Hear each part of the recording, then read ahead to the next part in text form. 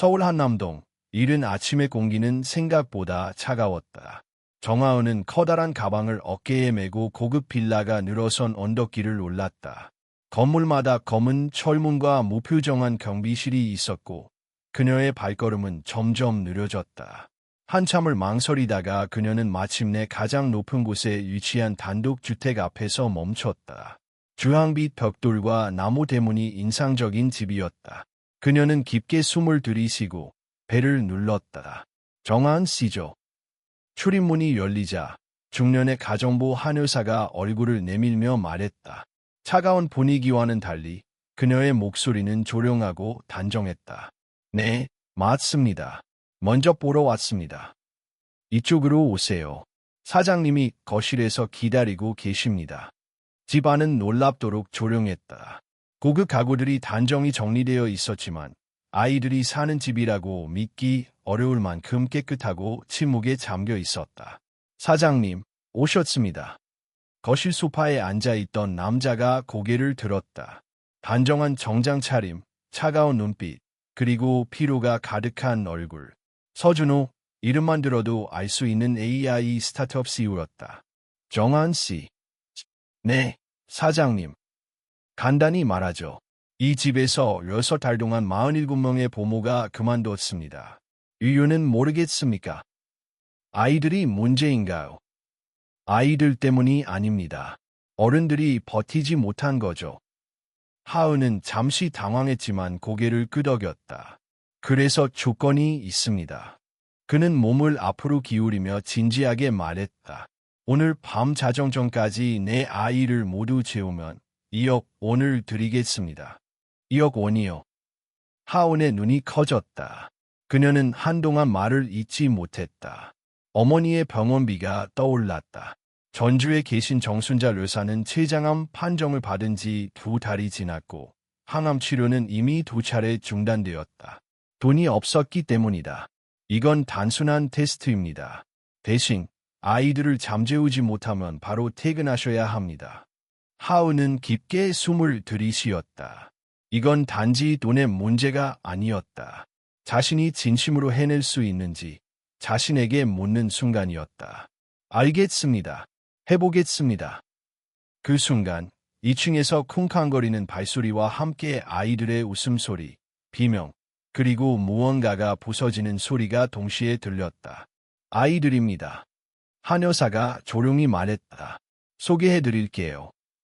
하은은 계단을 따라 2층으로 올라갔다.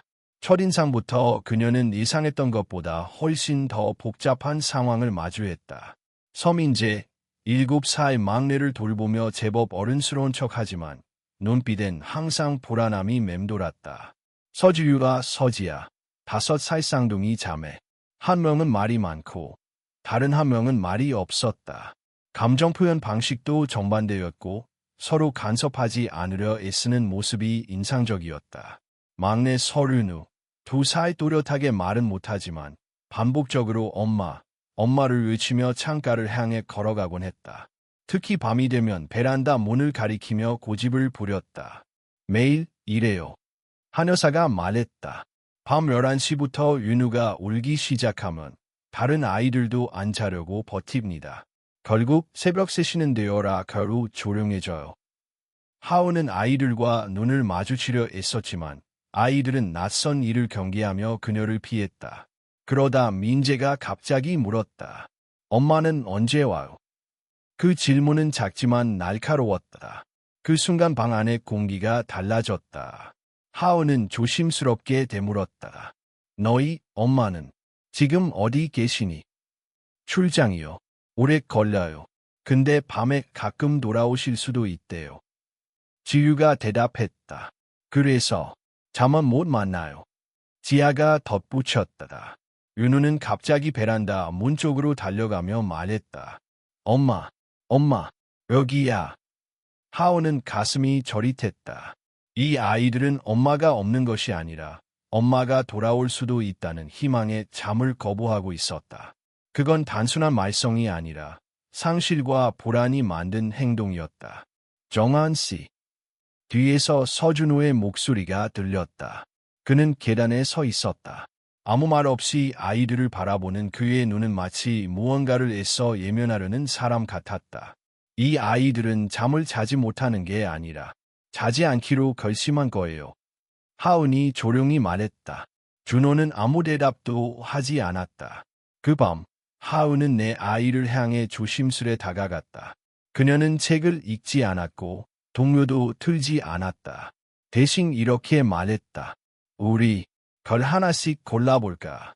오늘부터 우리가 잠들면 별한테 말을 보내는 거야. 그러면 별이 엄마한테 전해줄 거야. 아이들은 의아한 표정을 지었지만 아무도 반박하지 않았다. 지류는 손가락으로 창밖을 가리켰다. 나는 저 반짝이는 별 할래요. 하은은 조용히 웃으며 말했다. 좋아. 그 별은 지유에. 그리고 지야, 민재, 윤우도 고르자. 그렇게 내 아이는 처음으로 자정 전에 이불 속에 누웠다. 그들의 눈은 감기지 않았지만 두려움이 아닌 기다림 속에 평화가 있었다. 하은은 그 모습을 바라보며 속으로 되뇌었다. 이건 단 하루의 시도가 아니야. 이건 이 아이들의 마음을 열기 위한 첫걸음이야. 밤은 조용히 깊어갔고 별빛은 유난히 밝았다.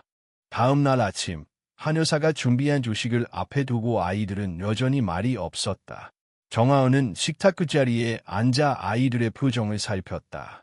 민재는 숟가락을 들고는 있었지만 밥은 거의 먹지 않았다. 지류는 빵 껍질만 뜯어먹었고 지아는 조용히 오렌지 주스를 빨아 마셨다.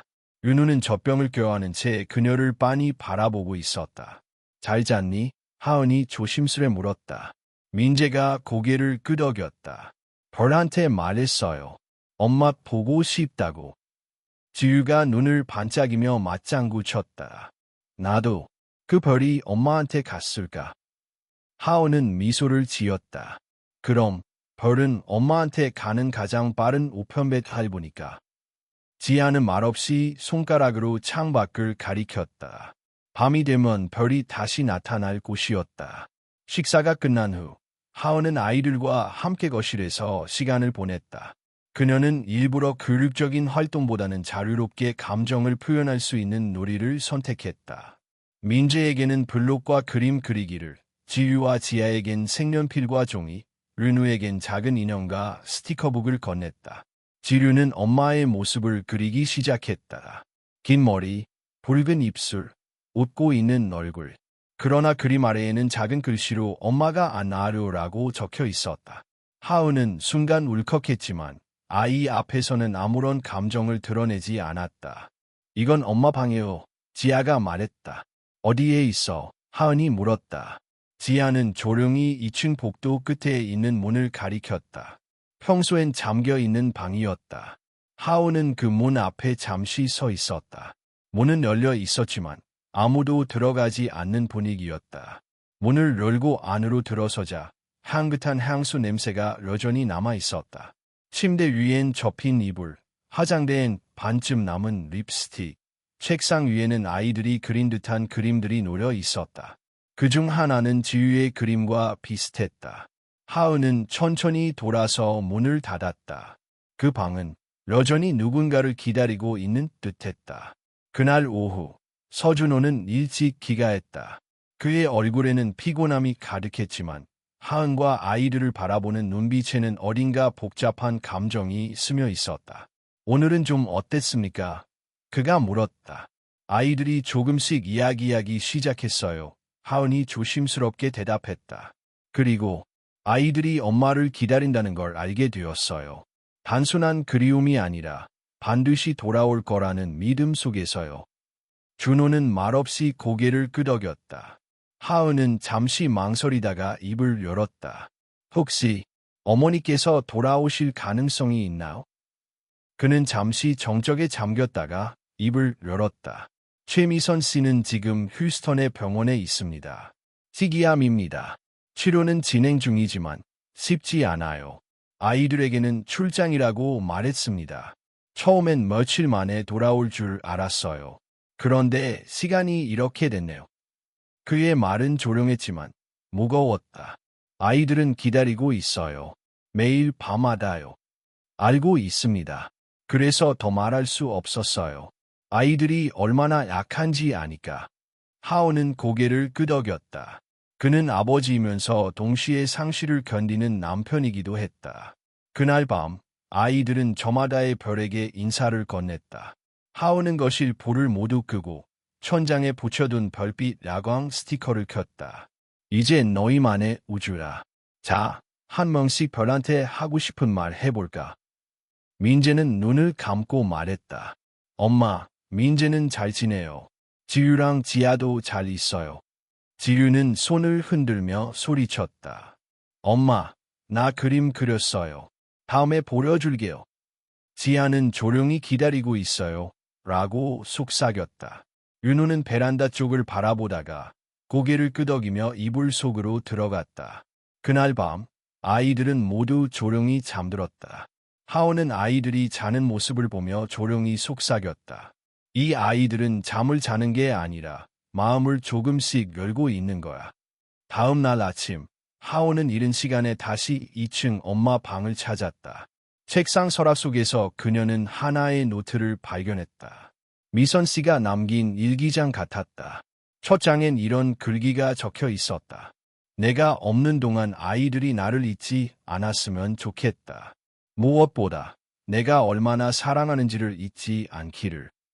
그 순간 하온의 눈에 눈물이 고렸다. 그녀는 다시 한번 마음을 다잡았다. 이 집에 온 이유는 돈 때문이었지만 이제는 아이들의 별이 되어주고 싶었다. 그들이 다시 엄마의 품으로 돌아갈 수 있도록 그 믿음을 지켜주는 어른이 되고 싶었다. 그날 밤 하온은 한여사에게 조용히 말했다. 혹시 내일 아이들과 함께 엄마에게 편지를 써도 될까요? 좋은 생각이에요. 그 아이들에겐 마음을 표현할 공간이 필요하니까요. 하은은 천천히 고개를 끄덕였다. 그리고 속으로 다짐했다. 아이들이 다시 웃을 수 있도록, 다시 꿈을 꿀 수 있도록 그들의 밤을 함께 지켜주겠다고. 며칠이 지나고 아이들의 일상에 작지만 확실한 변화가 찾아왔다. 저녁마다 하은과 함께 별에게 인사를 전하고 낮에는 웃음소리도 조금씩 늘어났다. 지류는 그림의 색을 더하기 시작했고 지아는 하은에게 먼저 다가와 책을 읽어달라고 했다. 민재는 동생들을 챙기며 조금씩 진지한 표정을 풀어갔다. 윤우는 여전히 베란다를 향해 서 있곤 했지만 예전처럼 물지는 않았다. 그 변화는 하은에게도 위로가 되었고 아이들에게도 새로운 희망이 되었다. 그러던 어느 날 오후 한여사가 누군가를 맞이했다. 하은 씨, 오늘 사장님의 여동생 분이 오셨습니다. 아이들 보호자 중 한 분이시죠? 하온은 현관으로 나가 마주 선 여인을 보았다. 단정한 정장 차림, 냉정하고 차가운 눈빛. 그녀는 서지원, 서준호의 여동생이었다. 당신이 정한 씨. 네, 안녕하세요. 잠깐 이야기 좀 할까요? 하온은 거실로 안내했다. 지원은 소파에 앉자마자 단도직입적으로 말했다. 당신, 이 집에 있는 거죠? 아이들을 돌보기 위해 왔습니다. 그건 명분이겠죠. 저는 묻고 싶어요. 어머니 병원비 때문에 이 일을 선택한 거 아닌가요? 하온은 순간 말이 막혔다. 그녀는 자신이 숨기려 했던 진심을 꿰뚫어 본 듯한 말에 당황했지만 이내 침착하게 대답했다. 맞습니다. 처음엔 돈이 필요해서 왔어요. 하지만 지금은 그 아이들이 필요해서 남아있는 겁니다. 지원은 코웃음을 쳤다. 감정에 흔들리지 마세요. 이건 사업이에요. 아이들도 결국 아버지의 자산을 잇게 될 존재들이고 지금처럼 감정에 기대서 이 집에 머물 이유는 없습니다. 그 아이들은 사람이에요. 상실을 겪고 있는 6살짜리 인간들이요. 그 순간 민재가 거실 계단 위에서 그들의 대화를 듣고 있었다. 지원의 마지막 말이 그의 귀에 박혔다. 엄마는 돌아오지 않을 거예요. 죽는다는 사실을 아이들이 받아들이게 해야 합니다. 민재의 눈이 흔들렸다. 그는 말없이 계단을 내려가 신발을 신고 현관문을 열었다. 그날 밤 하원은 아이들을 재우려고 준비하던 중 민재가 없는 걸 알아차렸다. 한여사도 지원도 몰랐다. 집안 어디에도 민재는 없었다. 하오는 뛰어나갔다. 차가운 밤 공기 속에서 그녀는 두리번거리며 민재를 찾았다. 근처 공원, 편의점, 정류장, 어디에도 그 아이는 없었다. 그녀는 본능적으로 한강변으로 향했다. 민재는 어릴 적부터 주말마다 부모님과 한강 산책을 했다는 이야기를 한 적이 있었다. 예상은 적중했다.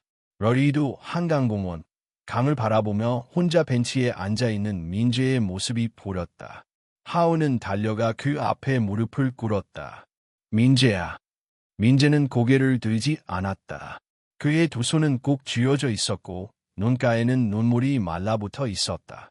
거짓말이었어요. 그렇죠? 엄마는 출장 간 게 아니에요. 하오는 입을 다물었다. 민재의 목소리는 흔들렸지만 분노보다는 슬픔이 가득했다. 죽을 수도 있다면서요. 그럼 나는 마지막 인사도 못 했는데. 하오는 조심스럽게 말했다. 엄마는 아직 살아계셔. 그리고 널 정말 많이 사랑하고 있어. 근데 왜 말 안 했어요? 아무도. 아빠는 너희가 상처받을까 봐 두려웠던 거야. 하지만 넌 지금 이 순간 그 누구보다도 강하다는 걸 보여주고 있어. 민재는 고개를 떨궜다. 내가 밤마다 잠 안 자면 언젠가 엄마가 돌아올 줄 알았어요. 근데 그게 틀렸다면 난 뭐가 되죠? 하오는 그의 두 손을 잡았다. 잠은 꿈으로 가는 길이야. 내가 자는 동안에도 내 마음은 엄마에게 닿을 수 있어. 내가 사랑을 보내면 엄마는 그걸 느낄 수 있어. 민재는 천천히 고개를 들었다. 그의 눈에는 아직 눈물이 맺혀 있었지만 그 속엔 작은 빛이 있었다. 하우는 핸드폰을 꺼내 시간과 위치를 기록했다. 별이 가장 잘 보이는 곳에서 우리 다시 별한테 말해보자. 그들은 잠시 한강을 바라보며 아무 말 없이 함께 앉아 있었다. 하우는 생각했다. 이 아이는 어른이 감당하지 못한 진실을 혼자 받아들이려 하고 있다. 누군가는 곁에 있어줘야 한다. 그날 밤, 민재는 조용히 집으로 돌아왔다. 지원은 이미 떠났고, 준호는 늦은 회의로 집에 없었다. 지유와 지아는 민재를 보자 울음을 터뜨렸고, 윤우는 그를 끌어안고 놓지 않았다. 하오는 아이들을 안고 말했다. 이제부턴 진짜 이야기를 시작해야 할 것 같아요. 그녀는 준호에게 메시지를 남겼다. 숨기는 건 더 이상 도움이 되지 않습니다. 아이들은 당신보다 훨씬 강합니다.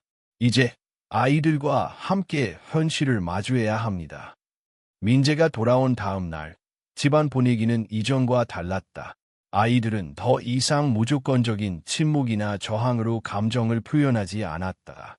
대신 눈빛 속에 복잡한 물음과 두려움이 서려 있었다.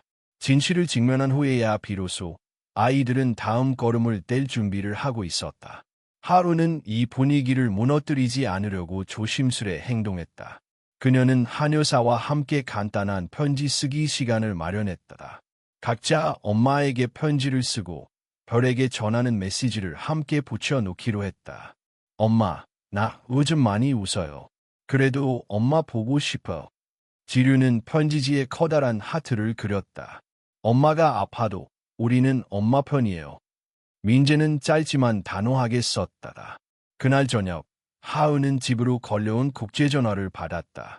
미국 휴스턴 병원의 한 통역 담당자가 심각한 목소리로 말했다. 최미선 씨 상태가 급격히 나빠졌습니다. 오늘 밤이 고비가 될 수 있습니다. 가족과 마지막 인사를 나눌 수 있는 시간을 드리겠습니다. 그녀는 핸드폰을 쥔 손에 힘이 들어갔다. 아이들에게 알릴 것인가? 아니면 조용히 넘길 것인가? 그녀는 바로 서준호에게 전화를 걸었다. 사장님, 지금 연락이 왔어요. 미선 씨, 시간이 얼마 남지 않았대요. 지금 아이들한테 그 얘기를 하자는 겁니까? 그의 목소리는 낮고 단호했지만 그 안에 숨어있는 공포가 느껴졌다. 아이들에게 마지막 인사할 기회를 줘야 해요. 아니요. 그럴 수 없습니다. 아이들이 지금 겨우 안정을 찾았는데 그 모습을 보면 죽음을 피한다고 아이들이 상처받지 않는 게 아닙니다. 상처는 이미 생겼어요. 지금 필요한 건 그걸 함께 이겨낼 수 있다는 믿음이에요. 준호는 말없이 숨을 내쉬었다. 그 숨결 속엔 수많은 망설임과 후회가 섞여 있었다. 미선 씨는 아이들을 너무 그리워했어요. 편지에도 그렇게 썼어요. 내가 없는 동안 아이들이 날 잊지 않기를. 그 말 기억하시죠? 준호는 잠시 침묵하다가 천천히 고개를 끄덕였다. 하우는 그를 바라보며 다시 말했다. 오늘이 마지막 기회일 수 있어요. 그 순간 하운의 핸드폰으로 또 다른 전화가 울렸다. 전주는 병원이었다. 정순자님 상태가 이중합니다. 응급수술이 필요합니다. 보호자분께서 오실 수 있을까요? 하운의 손끝이 차가워졌다. 그녀는 말이 나오지 않았다. 지금 당장 출발해야 수술 전에 도착할 수 있었다. 하지만 이 집에 내 아이는 방금 마지막 통화의 기회를 받은 상황이었다. 그녀는 스스로에게 물었다. 내가 떠나면 이 아이들은 누가 지켜줄까? 결국 그녀는 결정을 내렸다. 그녀는 서준우에게 돌아서며 말했다. 아이들과 통화를 준비해 주세요. 저는 곧장 전주로 향하겠습니다. 엄마가 저도 기다리고 계시니까요. 준호는 그녀를 바라보았다. 그 순간 그녀의 결단이 얼마나 무거운 것인지를 이해했다. 거실에 모인 내 아이 앞에서 하은은 조용히 노트북을 열고 영상통화를 연결했다. 화면 속 최미선은 병원 침대에 누워 있었다. 머리는 짧게 밀려 있었고 눈 밑엔 깊은 그림자가 드리워져 있었다. 하지만 그녀는 미소를 짓고 있었다. 아주 천천히 조심스럽게. 얘들아, 엄마야. 지류는 울음을 터뜨렸다. 지아는 말없이 화면을 바라보다가 작은 손을 흔들었다.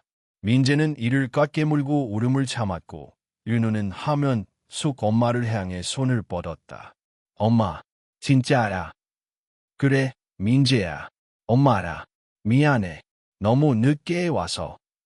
아니에요. 기다릴 수 있어요. 조금 더 기다릴게요. 미선의 눈가에 눈물이 맺혔다. 나는 매일 밤 너희를 생각했어. 너희가 나를 잊을까 봐 무서웠어. 우린 엄마 안 잊어요. 절대 안 잊어. 지유가 소리쳤다. 엄마, 별이랑 이야기했어요. 오늘도 별이 들려줄 거예요. 지아가 속삭였다. 윤우는 화면에 입을 맞추며 엄마를 반복했다. 하우는 뒤에서 조용히 눈물을 삼켰다. 그리고 노트북을 닫기 전 마지막으로 아이들이 엄마에게 말할 수 있도록 시간을 줬다. 엄마, 다시 와로. 우리 여기서 기다릴게요. 그래, 꼭 돌아갈게. 약속할게. 영상통화가 끝나고 아이들은 서로를 꼭 껴안았다. 눈물은 흘렀지만 공포 대신 확신과 희망이 자리하고 있었다. 하우는 재빨리 짐을 챙겨 한의사에게 인사를 건넸다. 전주 병원까지 4시간 걸릴 거예요. 수술 전에 도착해야 해요. 가세요. 여기 아이들은 제가 잘 돌볼게요. 하우는 택시를 타고 떠났다. 서울의 밤거리를 달리며 그녀는 창밖으로 별을 올려 쳐다보았다. 그리고 속으로 기도했다. 오늘 밤 2명의 엄마가 살아남을 수 있기를. 그리고 4명의 아이들이 진짜 아침을 맞이할 수 있기를. 정하은은 새벽 2시에 전주 병원에 도착했다. 병실 앞 의자에 앉아있던 간호사가 그녀를 알아보고 곧장 수술실로 안내했다. 수술은 이미 시작된 상태였다. 그녀는 수술실 앞 의자에 앉아 2손을 모았다. 손끝은 여전히 떨리고 있었고 마음은 산산이 부서질 듯했다. 하지만 이상하게도 그 순간 그녀의 머릿속에 떠오른 것은 어머니의 얼굴이 아니라 내 아이들의 얼굴이었다. 민재가 처음으로 자신의 감정을 말했던 밤 지유와 지아가 별에게 속삭이던 순간 윤우가 화면 속 엄마에게 손을 뻗던 모습 그 모든 장면들이 머릿속을 스쳐 지나갔다. 그리고 그녀는 깨달았다. 자신이 지켜낸 것은 단지 아이들의 잠이 아니라 그들의 상처받은 마음과 잃어버린 신뢰였다는 것을. 시간이 흐르고 수술실 문이 열렸다. 의사는 피곤한 얼굴로 그녀를 바라보며 말했다. 위기는 넘겼습니다. 지금은 안정적입니다. 하은은 그 자리에 주저앉아 눈물을 흘렸다. 소리 없이 길고 조용한 눈물이었다. 며칠 후 그녀는 서울로 돌아왔다. 집에 도착했을 때 아이들은 현관 앞에서 기다리고 있었다. 민재가 가장 먼저 달려와 그녀를 안았다. 진짜로 갔다 왔어요. 그래, 엄마 잘 계셔. 이제 회복 중이야. 지류는 손에 쥔 그림을 건넸다. 하은과 내 아이가 별 아래에 서 있는 그림이었다. 그리고 그 위엔 이렇게 적혀 있었다. 우린 별에서 다시 만났어요. 그날 저녁, 서준호는 하은에게 정식으로 감사의 뜻을 전했다. 그의 말투는 여전히 조심스러웠지만 눈빛은 달라져 있었다. 처음엔 당신을 시험했습니다. 그리고 돈으로 해결하려 했죠. 하지만 당신은 돈보다 더 중요한 걸 보여줬어요. 아이들이 필요로 했던 건 교육이 아니라 진심이었습니다. 하은은 고개를 숙였다. 그녀도 처음엔 돈이 필요해서 이 집에 들어왔지만 지금은 그 누구보다 이 가족을 생각하고 있었다. 그날 밤 아이들은 평소보다 일찍 잠들었다. 천장에 붙여둔 별들은 여전히 반짝였고 윤우는 손을 흔들며 안녕, 별아라고 말했다. 시간이 흘렀다. 계절이 바뀌고 봄이 왔다. 따뜻한 바람과 함께 새로운 변화들이 찾아왔다. 최미선은 기적적으로 병세가 호전되어 한국으로 돌아왔다. 아직 완전히 회복된 것은 아니었지만 아이들을 만나기엔 충분한 상태였다.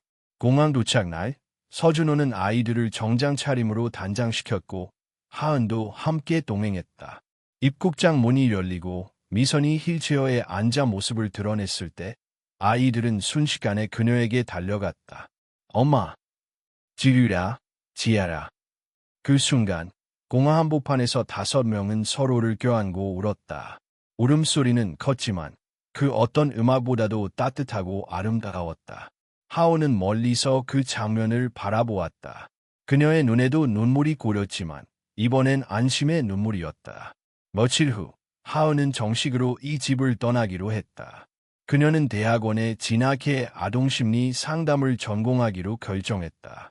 그리고 장차 심리센터를 열어 상처받은 아이들과 가족들을 위한 공간을 만들 계획이었다. 서준호와 미선은 그녀의 결정을 전적으로 지지했다.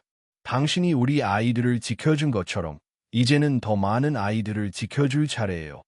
미선은 따뜻하게 말했다.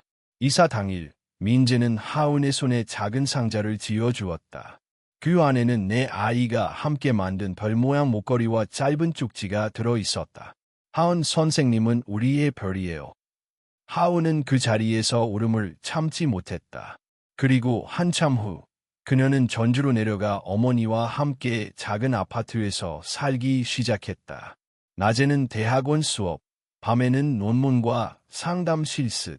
바쁜 나날이었지만 마음은 언제나 따뜻했다. 어느 날 밤 그녀는 천장을 바라보며 혼잣말처럼 중얼거렸다. 잠이란 두려움이 아닌 믿음으로 드는 여행이야. 그리고 그 순간 핸드폰으로 한 통의 메시지가 도착했다. 민재, 오늘도 별이 보라요. 하은 선생님도 보고 계시죠? 그녀는 미소 지으며 답장을 보냈다. 응, 우리 모두 같은 별을 보고 있어. 별은 그렇게 다시 떠오르고 있었다. 누군가는 그 별 아래서 울었고 누군가는 그 별 아래서 자라났다. 그리고 이제 그 별 아래에서 다시 웃을 수 있게 되었다. 세상은 여전히 복잡하고 아프지만 누군가의 작고 조용한 진심이 또 다른 누군가의 인생을 바꾼다는 것, 그것만은 분명했다.